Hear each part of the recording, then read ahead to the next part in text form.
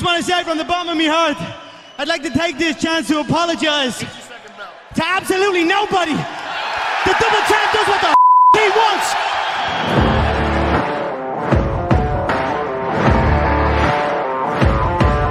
You are now entering the Sports Strip Podcast. Brought to you by JCA Sports.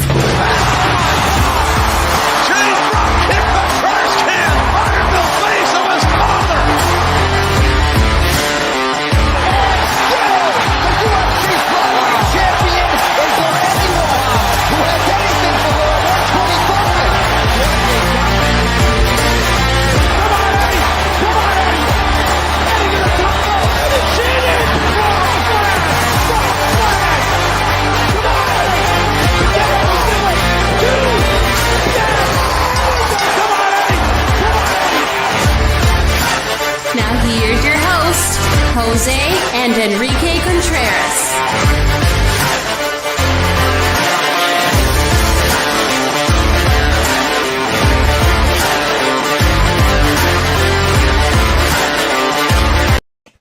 Yes! What up?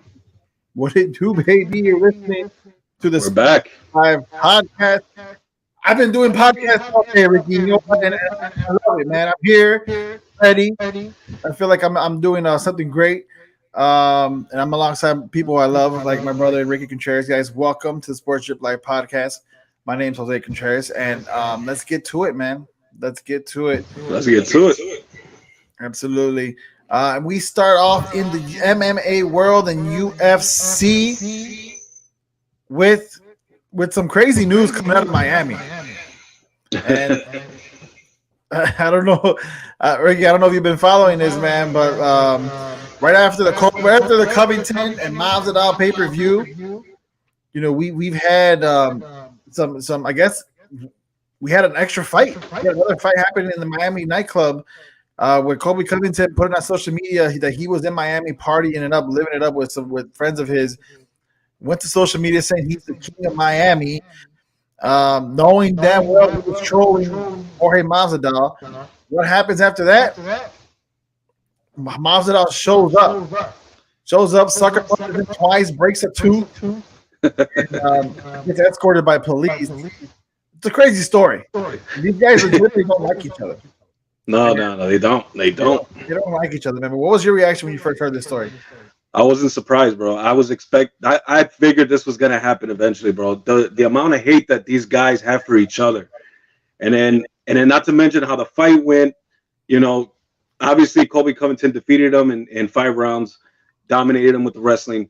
Still continued to talk the shit even after the fight was over, trolling him, talking about Masvidal's kids and family, private life, and whatnot.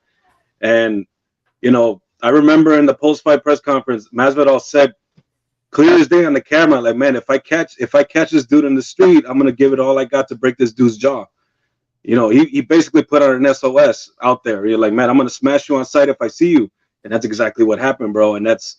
I mean, Colby Covington should have saw this coming. You know, with all the trash talk that he does, dude, you need to be on your guard, bro, because you can't. There's certain guys you can't say shit to, and Masvidal is one of those guys. Yeah. Definitely. He's not one of those guys, not somebody you want to mess with for sure. And I mean, it's crazy, right? Like you're in this guy's city. You're calling him out essentially. You know, you're still talking crap about him and his kids. And that's something you tend to do with other fighters. So in my opinion, Rick, I'm not gonna lie to you. I smiled when I seen this. Colby Covington had this coming. He did. Yeah. He had this coming, man. And I mean, to be quite honest, good for Jorge Masvidal. The only on the flip side, the only bad thing is, you know, he could face charges because it's not a sanctioned fight. It's not regulated in the UFC. They're not in the octagon. They're, right. They're in a public place, and you know, stuff like that can lead to legal issues for sure. You know, you can get arrested on assault, and that's what might happen. If you're Colby Covington, do you press charges, or does that look kind of weak? I tell you what, man. If he decides to press charges, we hear Masvidal call him a bitch like 100 times in an interview and shit, right? Right. He does this, everybody's gonna be calling him a bitch. Everybody's gonna be looking at him like one doing. And you know, I was listening to the K100 podcast. Conan was talking about this too, and he said like, man, if he does that, if he decides to press charges, he needs to get the fuck out of Miami. You know, I laughed when I heard it too, man. And we'll see what he does, man. Right now, I've looked it up. There hasn't been any new news on it lately. All we know is that I think they came out with a video saying that he did run. You know, he had a COVID mask on, he had a hoodie on, and supposedly he was hanging. Covington, he was hanging out with these dudes that I never heard of, Nelk Brothers or something like that. Yeah, the Nelk Brothers. Yeah. And you know, and there's rumors that they probably set him up and shit like that. We don't know the full details yet, but yeah, I mean, and the funny thing about that video too is that he was saying, how did Masvidal know I was here? I'm like, dude, you're not. It's no secret where you are. You're hanging out with these dudes. They're putting this shit on social media. Pictures, videos that you're at this Poppy Steakhouse or something like that in Miami. I mean, word got to Jorge quick, and all this shit you were talking, he was basically like, okay, I found this motherfucker. I'm gonna go get him now. And that's what happened. That's what happened, man. You know, it's like I said, I really do think he had it coming. He deserved it. He went too far with his trash talk. Even way after the fight, you know, there's a lot of people saying that, oh, that was a bitch move by Masvidal. No, that's not how that works in the streets, bro. It's not like Masvidal said, "Oh, I'm gonna challenge this dude for another 25 minutes in the street." Like, no, I'm gonna smash this dude as soon as I see him. So his intent was to hurt him. You know what I mean? Not to fight him, just to hurt this dude because he can't stand this shit, all the shit that he's been talking. So there you go, man. That's Colby Covington. Obviously, ain't from the streets, so he wasn't. You know, he was walking around like he's untouchable, thinking nothing's gonna happen to him, and he just got humbled. And you know, honestly, that's kind of where I'm at right now. I'm like, okay. You guys literally had a sanctioned fight in the UFC. You guys, you know, you had beef, you had issues. It was supposed to be resolved right then and there in a match, and Masvidal got smashed by Covington, right? But you said it best, Ricky. I like what you said there. Look, when you start to talk shit about other people's family, then it goes beyond UFC. You talk shit about my kids, I see you on the streets, it's over with. I'm coming after you. You know what I mean? I don't blame Masvidal one bit for doing that. And Covington has to. You know, and look, this is the streets, bro. You got no snitching. No snitching. Don't show your face like Conan said. Right. You hear me, right? Yeah. You hear me, right? Yeah. All right, yeah. For some reason it says the mic was muted or something like that on the screen. But all right, that's what it's looking like, bro. It looks like he's gonna snitch. You know, a lot of, and the good thing about it too, or the thing I've seen on social media is that a lot of MMA fighters are, you know, most of them are on Masvidal's side. Because a lot of people don't know Colby Covington. Nate Diaz is one of those guys. Sean Strickland's one of those guys, you know, saying that, yeah, you know, Colby's a bitch and this and that. This isn't the first time Colby got attacked in public for, what was it? It wasn't the first time he got attacked in public for talking that shit. I remember Fabricio Verdun threw a boomerang at his ass for saying that Brazil's a dump and a bunch of filthy animals and shit. Right. You know what I mean? So there's, I mean, hey, when you're like, if you're putting on this shtick, this heel shtick that you're doing, because a lot of people are saying this isn't what you are, and this is what you created, so that way you can continue having a job in the UFC. If this is what you're going to be doing, expect, man, you got to have people around you when you're out. You know, make sure you're ready for shit to pop off anywhere, anytime, because you know nobody likes a shit talker that takes it, you know, a step further than like what you're doing.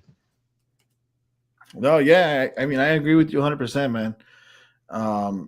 It's just a crazy story that these guys, you know what I mean? It kind of reminds me of the Khabib and Conor thing. Remember that one? Yep. You know, when Conor took it too far and Khabib wasn't playing those games, man. He was talking about his religion, his family, and then we saw that brawl happening after their fight. You know, he wanted to fight his entire camp. Yep. So, you know, that's what this reminds me of. You know, Jorge Masvidal, Khabib, hell, even the Diaz brothers, man. Those guys were notorious for brawling outside of the cage. You know, those are the guys you don't want to play around with. You know, like you got to watch what you say to them, right?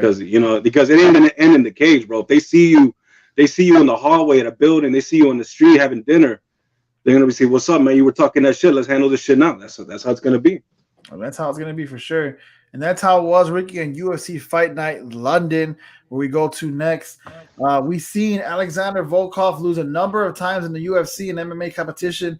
However, no one has dismantled him quite like Tom Espinal. Ricky, definitely not in the octagon in any way possible, but Espinal was more than comfortable striking on the feet with Volkov. And then when they actually hit the mat, he worked his magic en route to locking in a straight armbar for the finish in just over 2 minutes. It was a strong display of skill and performance that puts Aspinall in the title elite of the elite when it comes to UFC heavyweight division. Man, wow, right? Wow. I ate my words, bro. I remember I predicted Volkov. I predicted this was gonna be a close fight and Volkov was gonna win. Yep. By a close fight, not even close. Nope. Not even close, bro. Nope. And yeah, I mean it was surprising. He dominated him. He busted him open. Well, I believe what it was a punch. I don't know if it was an elbow or a punch. He took him down, then got that straight armbar lock, which looked nasty, and that was it, man. This dude, he reminds me of I don't know about you, but he reminds me of a young Frank Mir, dude. The way he looks, the way he fights, you know, like good stand up, but even better ground game. You know, this kid is he's making waves in the heavyweight division, man. He's definitely gonna. I mean, now it's starting to get interesting now because this guy's moving up. We had Tai Tuivasa moving up. You know, we have the whole situation with Francis Ngannou. We still have Cyril Gane, John Jones. Yeah, so Tom Aspinall is making it a lot more interesting now. Yep, he really is, man. He really is. What goes on from here? Because, like as you said, this guy is making it very interesting. So we don't know what's going to happen with Ngannou, right? Ngannou's still injured. I mean, he successfully had surgery, hasn't signed a contract with the UFC. So can Espinal be somebody? Can Espinal be somebody who maybe goes for an interim championship? We'll see, man. So with Francis Ngannou, you know, he's waiting. You know, he has the whole year to think about what's he gonna do, because that's when his contract is over. So we'll see what happens with him. I see an interim title fight happening this year, and I think it's gonna be Jones and Stipe. But we're not 100% if Jones is gonna come. So if it's not Jones and Stipe, it's gonna be Tuivasa and Stipe. But say Jones comes back, right? Yeah. And Jones and Stipe, they fight for the interim title. I could see Tom Aspinall fighting Tai Tuivasa. And that was the fight that he asked for too. I believe after the fight this past weekend, he was like, you know, him and Tuivasa could be a very interesting fight. Yep. And then not to mention, you know, we're going to talk about this a little later about the heavyweight main event this weekend between Curtis Blades and Chris Daukaus. That could have some implications too, because remember, we still have Cyril Gane. Even though he just lost to Francis Ngannou, he still needs a fight. And I think, you know, him and the winner of this weekend and Tom Aspinall, I mean, there's going to be some interesting shit to see, man. For real. It's going to be interesting, man. And that's I love the heavyweight division. The heavyweight division is starting to become one of the best divisions in the sport because these guys, you have guys that can brawl. Yeah, for sure, man. Heavy hitters too, man. We got heavy hitters. I mean, Francis Ngannou, whenever he comes back, Tuivasa with his power striking, man. Yeah, not to mention John Jones, Cyril Gane, who one loss against a guy like Francis Ngannou doesn't mean you're a scrub. You know what I mean? Like, not at all. Not at all, man. He just has to work on the defense and the takedown defense. That's all he has to work on. I'm sure that's what he's doing too, man. Yep, absolutely. Ricky, what happens to Volkov after this? I mean, this was another loss for him, but I mean, I mean that's also tough to say too, man. For Volk, I mean that was a pretty dominant loss. Yeah, right there, man. That was, I mean, that's one of those losses where that's gonna make you like sit back at home and think about, okay, what's next? What do I want to do, man? Because I just got obliterated by this young stud over here, man. That's hungry. So, you know, for him, I mean, it'll be really tough to say what's next for him now. Probably take a break, see what he wants to do with his career, and then just to see maybe Chorizo Rosenstrike is out there for him. Maybe, I don't know what's going on with him. I haven't checked, but we'll see. Yeah, no, we'll definitely see. Let's move on to the co-main event. Arnold Allen, Ricky, this guy's very good, man, and he has been for a while. and actively. I mean, this guy Ricky is just. Let's be honest. He in a way, we kind of felt like he's been getting held back, but he got paired with a fan favorite in Dan Hooker, and this time it was his moment to shine. It really was. Yeah. He did absolutely just that. Dude, this is another shot. This is another shocker too, right here. Another one, definitely another one, because he completely he an insane of a slugfest. I guess that's a lack of a better words, but a slugfest. You know what I mean? Like that led to a first round TKO in his favor. Alan Ricky right now, he's 9-0 in the UFC, 18-1 all-time career in MMA. He is a true title contender at featherweight with a 9-fight winning streak. He should be no more than one more win from a title shot. The Almighty has a lot of good going for him, and he appears to be on an A-level talent. He appears to be A-level talent. Respect for that, and the future is exciting for him for sure. What did you see in this fight?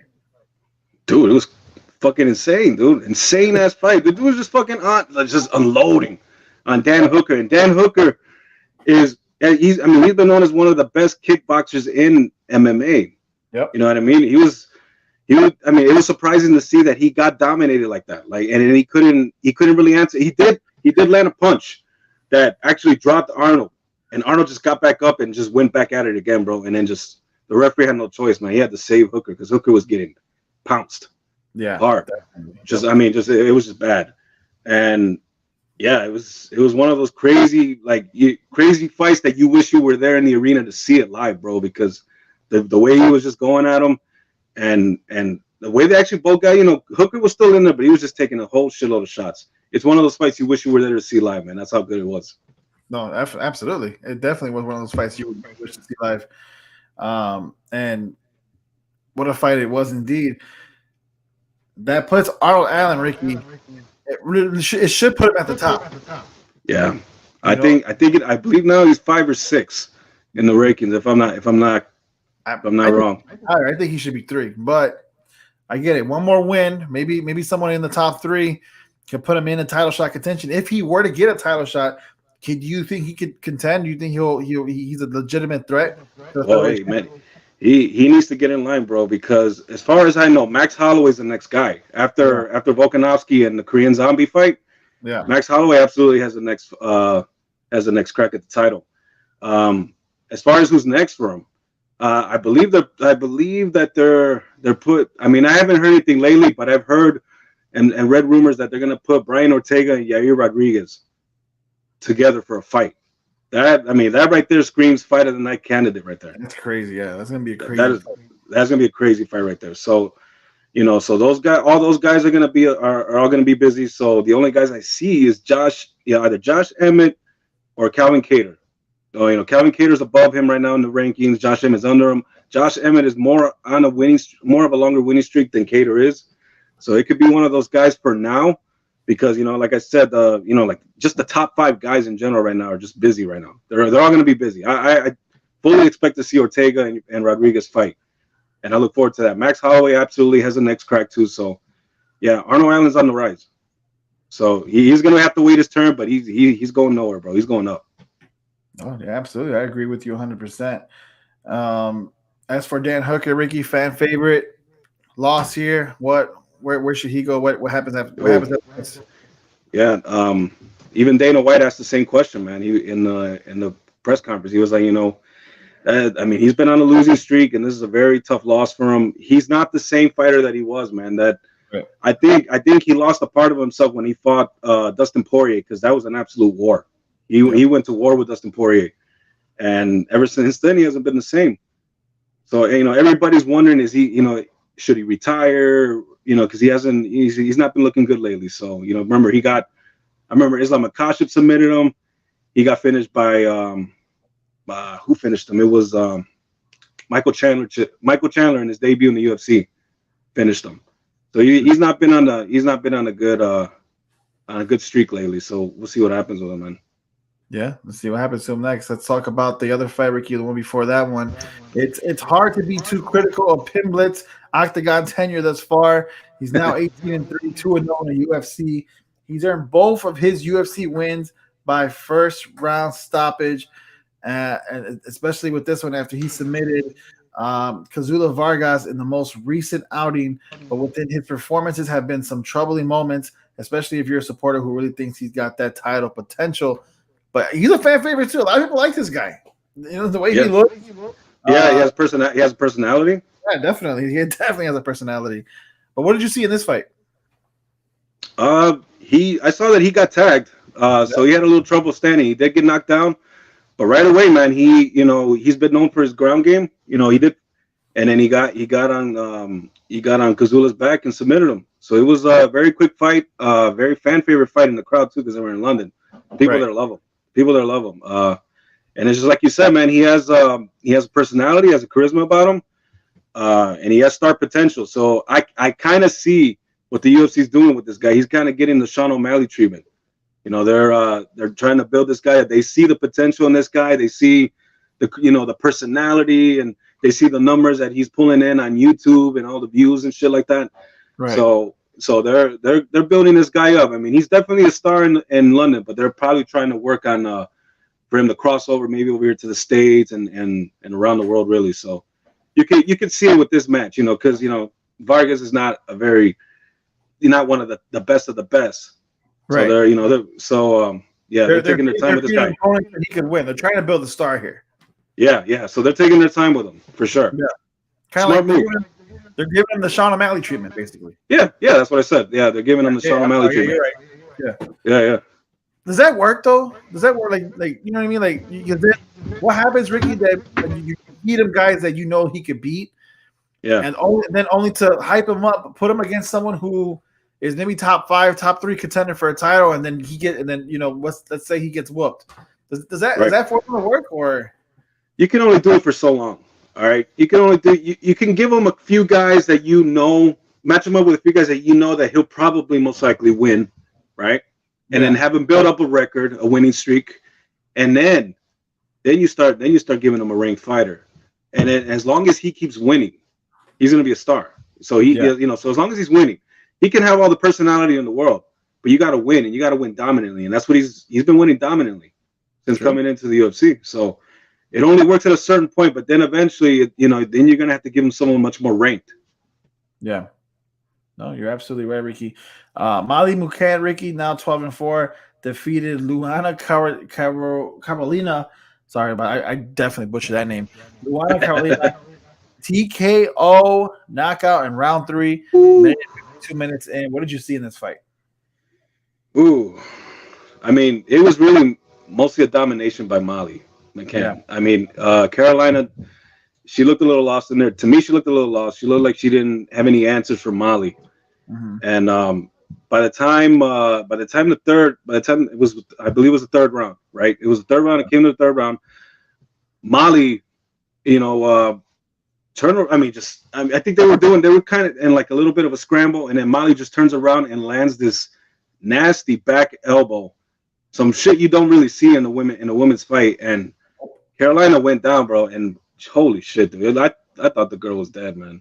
The way she man, her eyes rolled back. She went completely stiff. The referee was right there checking on her, and I'm like, oh man. And then you have this girl celebrating crazy in the crowd, grabbing some fans' belt, like. And the whole time I'm keeping my eye on Carolina, bro. She was out for a while. She was on the ground for a long time. Oof. And the whole time I was thinking, like, man, is she all right? Because that was a nasty knockout, bro. Already early candidate for knockout of the year. Yeah, hell yeah, absolutely. What happens here? What happens going forward? Like with that dominant knockout, man, with the dominant performance, where does Molly McCann go next? Well, she's not ranked either, so I would say that they need to give her maybe someone in the top 15, maybe. Yeah. To kind of crack these rankings, because she's only won now 2 in a row. This is her second win in a row, so you take your time with her. Maybe give her someone that's not ranked, or maybe give her, I believe, Macy Barber. I think is 14 or 15. Man, I mean that could be a step up for her if they want her to crack into the rankings. So that could be next for her. We'll see. No, absolutely, can definitely be next for her, man. We had another fight, Ricky. Jai Herbert versus Lilia Topuria. What did you see here? Oh, what a fight to kick off the main card. Another crazy fight. I mean, the fan favorite here was Herbert because he's from London, and Dude nearly finished Ilya in that first round. He landed a kick. He landed some punches. He had him knocked to the ground, and then Topuria just came in with this nasty hook, bro. And when I saw I felt the same way when I saw Carolina go down. When the way Jai Herbert went down was just nasty. The dude was out for a while too, man. Yeah. And the interesting thing, and here's another interesting thing. Ilya Topuria and Paddy Pimblett actually got into a backstage fight before this card. Yeah, I heard about that. What the hell happened there? I don't know, man. They were just talking some shit. Something about I don't know what was said. You know, sometimes I can't understand these guys when they talk, man, because they have that really heavy English accent and shit. Right. But they just started going at it, and since you didn't ask what's next for Paddy, this is what's next for Paddy, and this is what's next for Topuria. You need to put those two. That I mean, they've already made it easy for you as far as who's next for these two guys. Yeah, that's very true. Yeah. The reason why I didn't ask for Paddy because I kind of knew where the UFC's going. They're giving him the shot on that. They're gonna give him somebody who ultimately is just gonna go ahead and wow, breaking news. George Masvidal taken into custody in Miami Beach on 2 felony charges. I just altercation with Colby Covington. That tells me that Colby Covington cooperated with the police. And you're a bitch, Colby. What a bitch.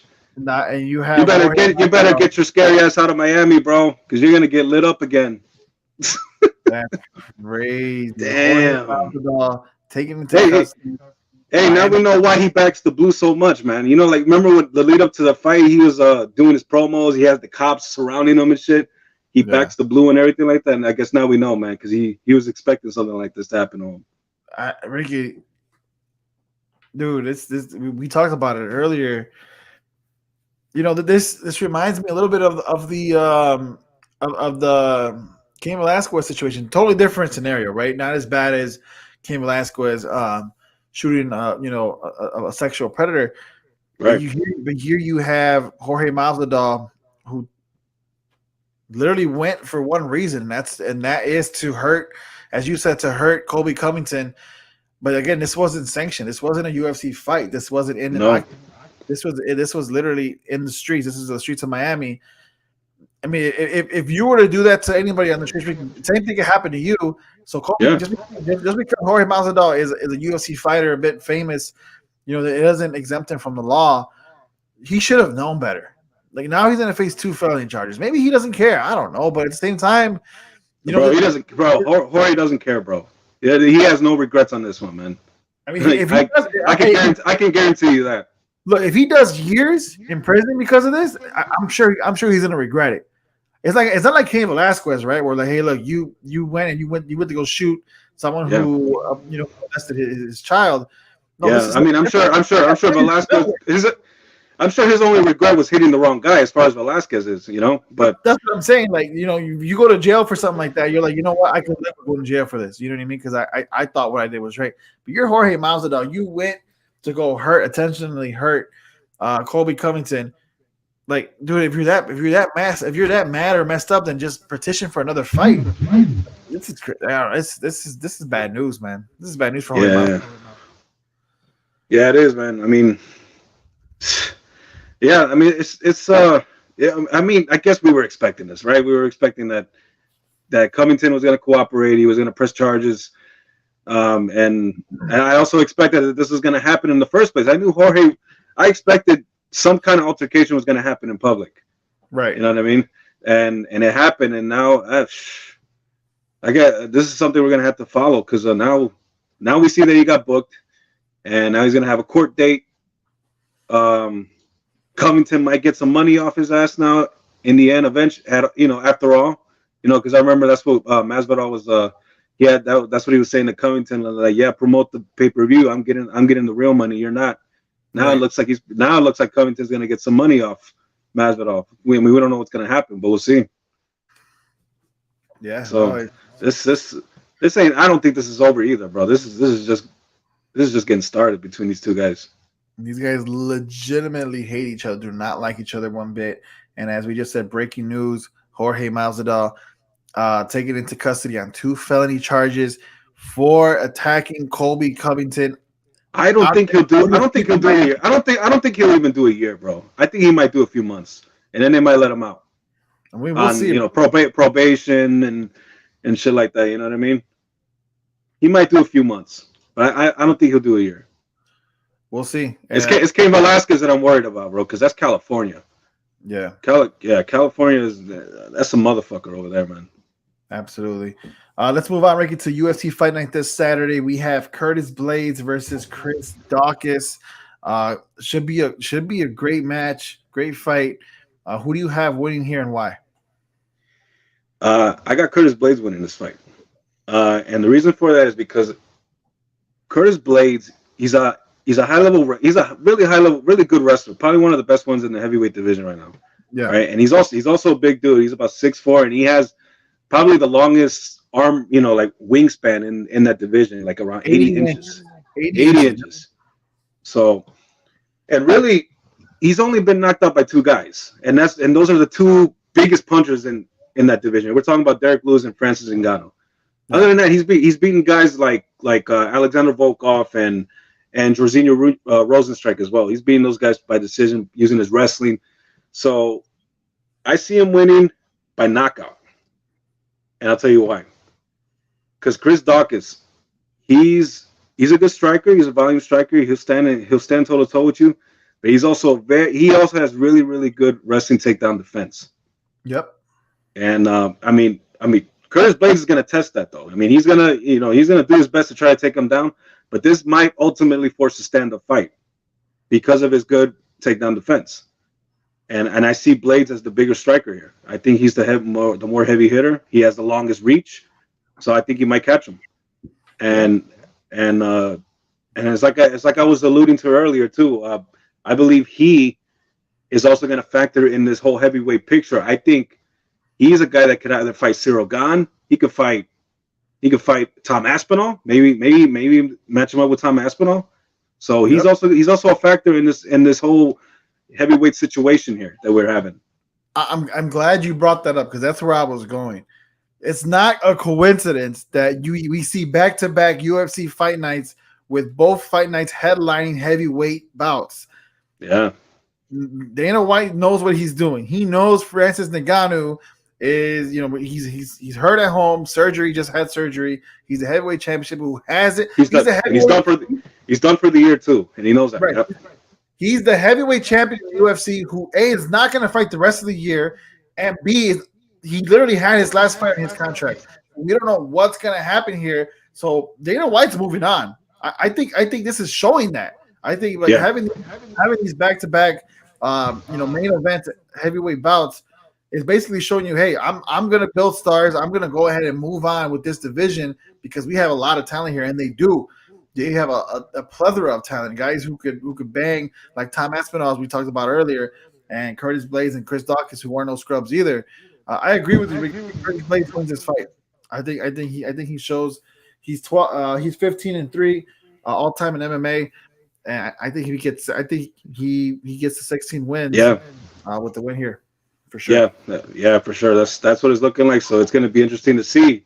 Will he beat Tom Aspinall's next opponent? Will he fight Cyril Gane? Tuivasa? Yep. I mean, it's we'll see how this plays out. Yeah, let it play out. Just let it play out.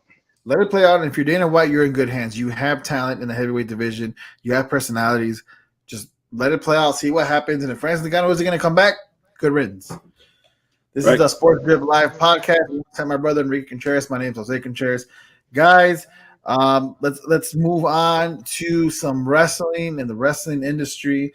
Let's talk a little bit of AEW, Ricky. Last week we kind of hinted at it a little bit, and I wanted to get into a little bit more on today's show. AEW, as popular as it is, as an alternative as it is to a product like WWE, and it's a formidable one at that. It focuses on in-ring action and logical storylines, well, at least sometimes, right? Not all the time. But let's be honest, there's been a lot of reports of AEW not, I guess, per se, in the best situation when it comes to financials. They're losing money, to say the least. Right. They signed a lucrative deal to create their very first AEW wrestling game. You know, they have superstars like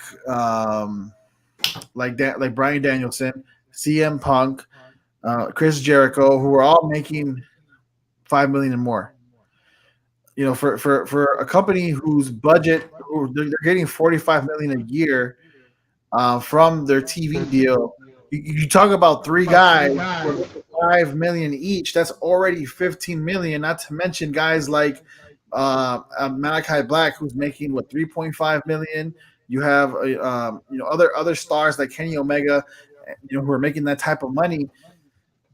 You got guys like Miro who aren't even being used, making $1 million right now in your company.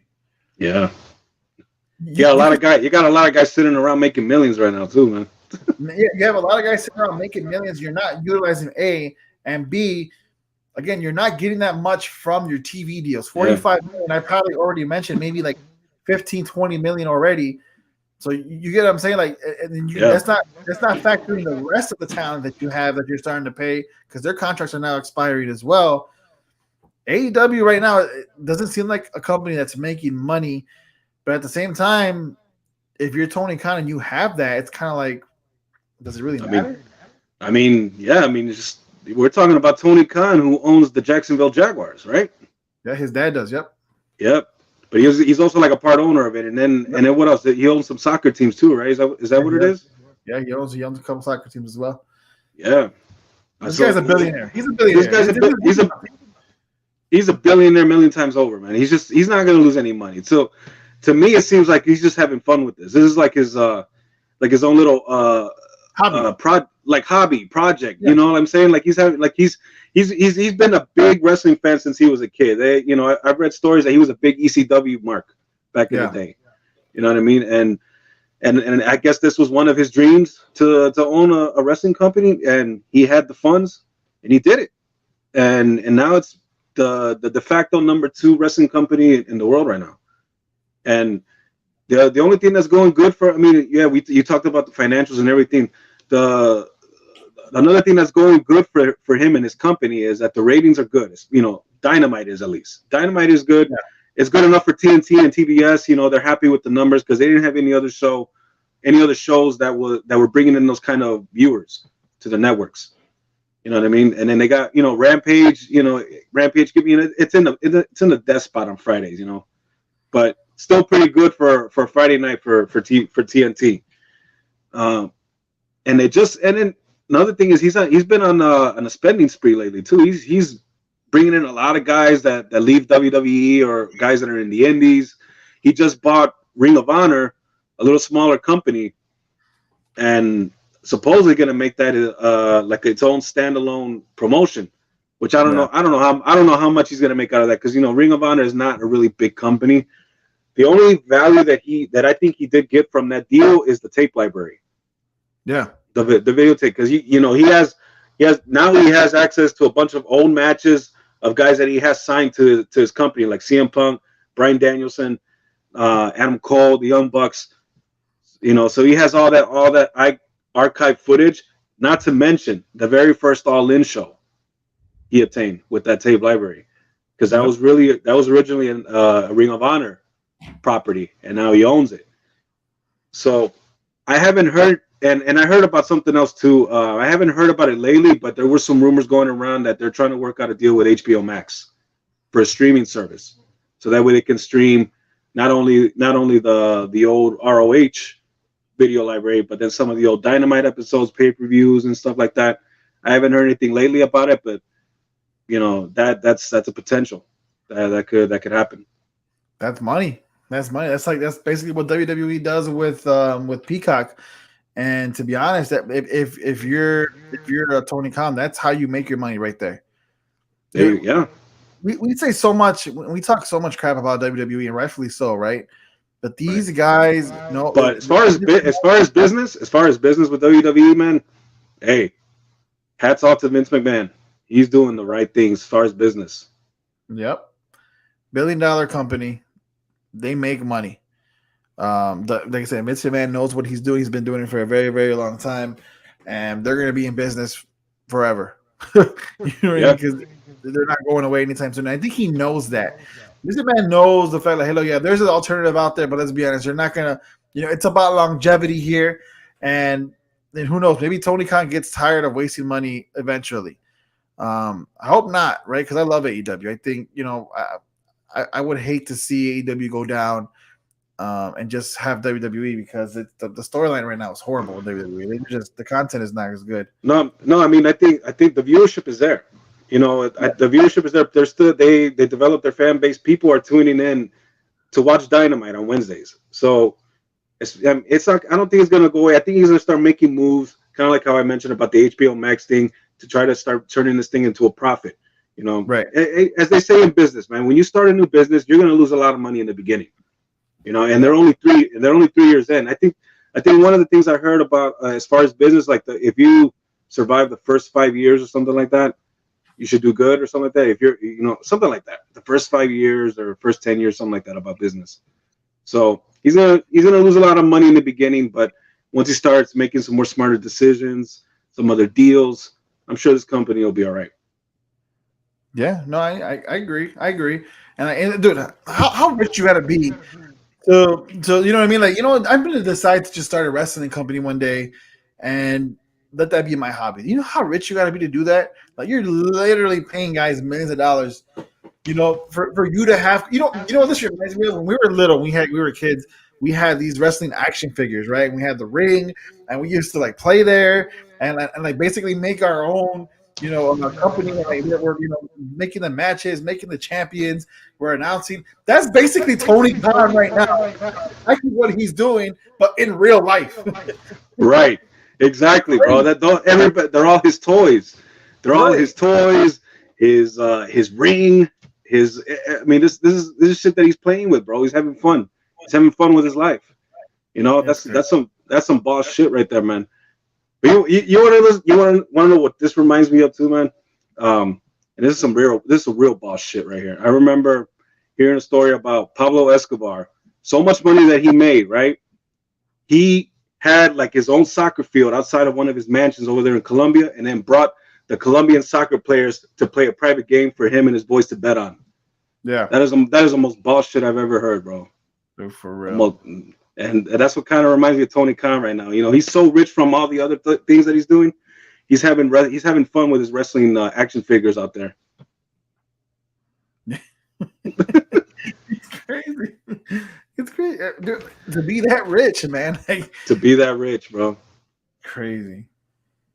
Absolutely crazy. Well, one day, Ricky. One lifetime. There'll be a lifetime where we're there, for sure.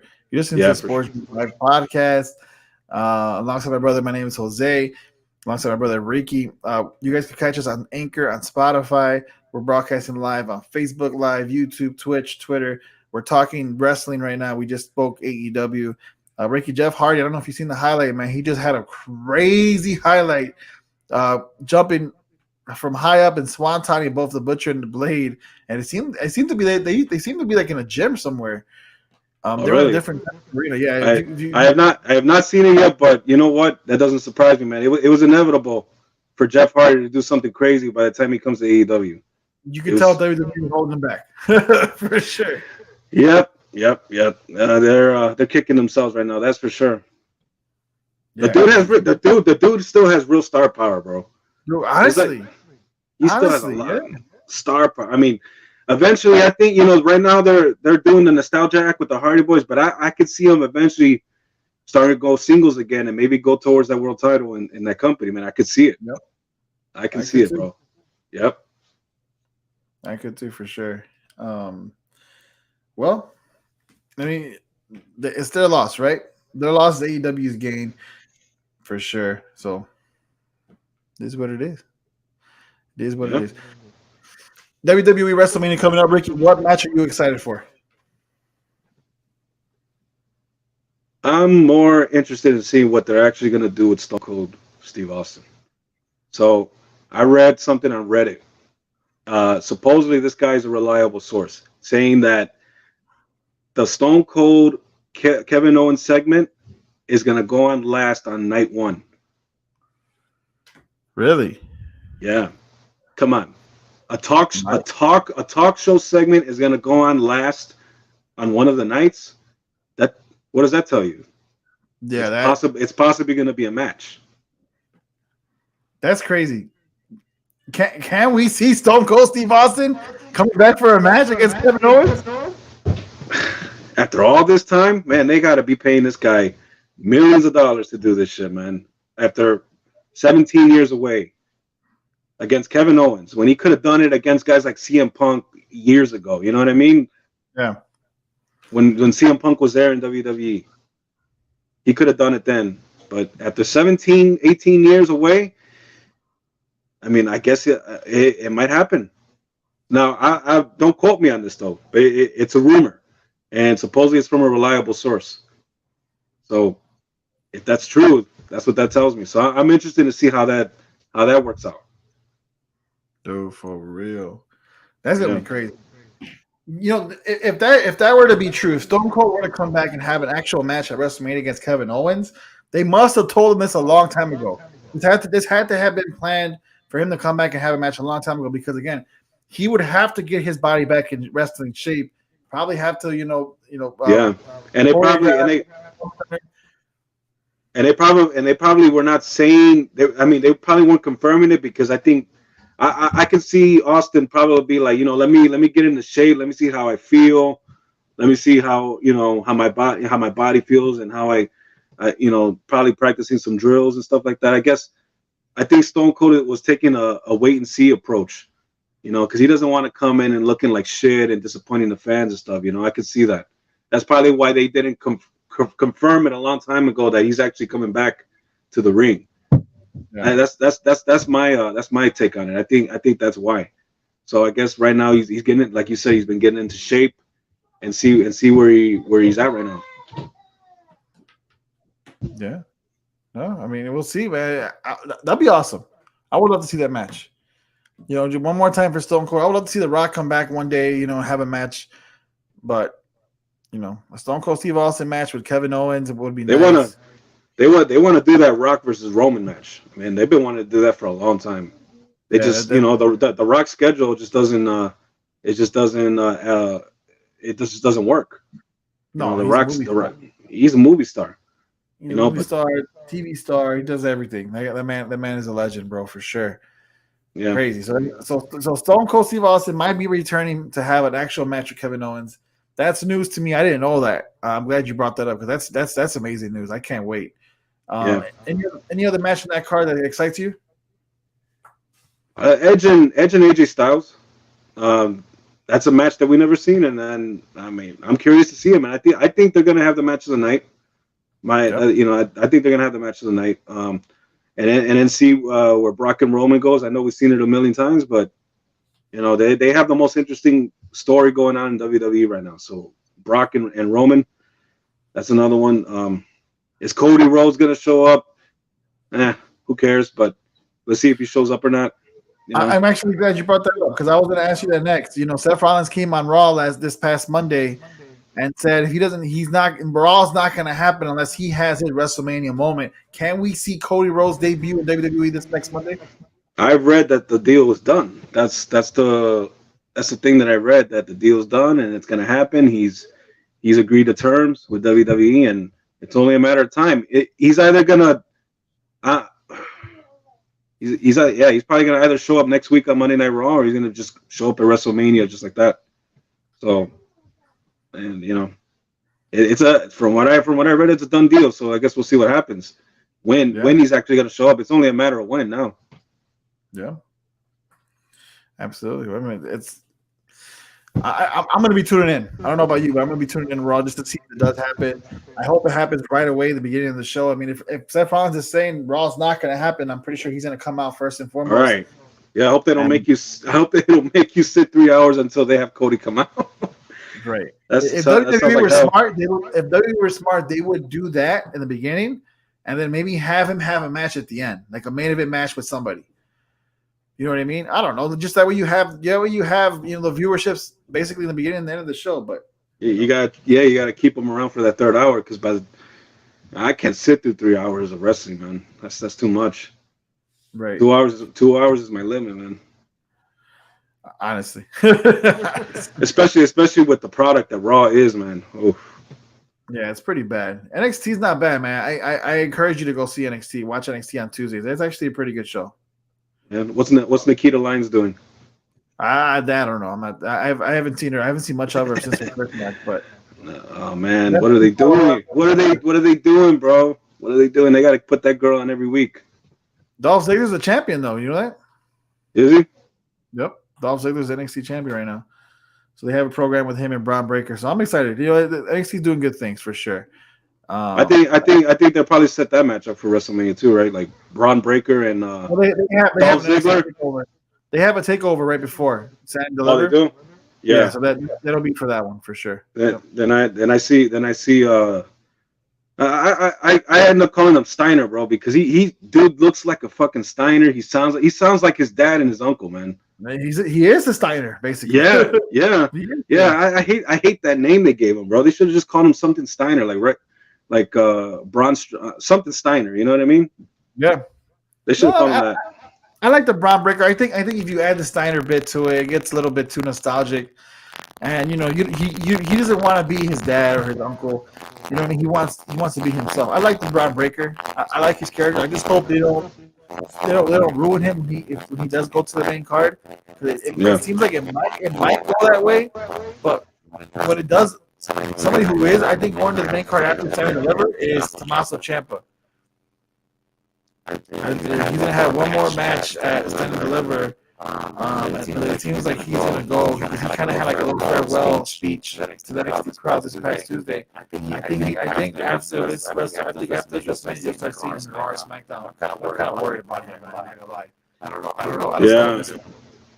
Yeah, they're not gonna do nothing with that guy. I don't see it. I see him leaving the company by the time his contract's up. I hope he's a star. That man's a star. Yeah. But before we end the show, really, a couple of wrestlers they're all free agent market that we don't see. What happened to Bray Wyatt? What happened to Samoa Joe? Those guys who are not with anybody right now, aren't doing anything. Yeah, fix your mic. Fix your mic real quick, bro. It's kind of staticky. But you mentioned Bray Wyatt and you mentioned who else did you mention? Bray Wyatt and I can't hear you. I mentioned Bray Wyatt and Samoa Joe. I think Samoa Joe is still under a non-compete clause. I think that's what I think he's still on that non-compete because when he got released. But as far as Samoa Joe, man, I could see him either going to AEW or this new ROH thing that Tony Khan is going to start. You know, I've heard he's being inducted in the Ring of Honor Hall of Fame along with CM Punk.